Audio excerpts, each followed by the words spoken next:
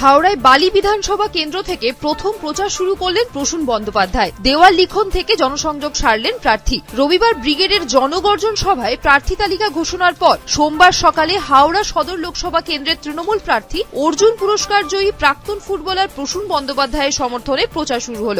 লিলুয়া পঞ্চাননতলায় 33 নম্বর ওয়ার্ডে বাবা পঞ্চাননের মন্দিরে পুজো দিয়ে এদিন প্রথম প্রচার শুরু করেন প্রার্থী প্রসূন বন্দ্যোপাধ্যায়। অন্যান্যদের মধ্যে উপস্থিত ছিলেন বালির বিধায়ক ডক্টর রানা চট্টোপাধ্যায় সহ অন্যান্য নেতৃবৃন্দ। হাওড়ার মানুষকে ভীষণভাবে কি বলবো, ভীষণ ভালোবাসা। তারা আমাকে জিতিয়েছে, এখানে পারবো না 3বার 4বারে এসেছি।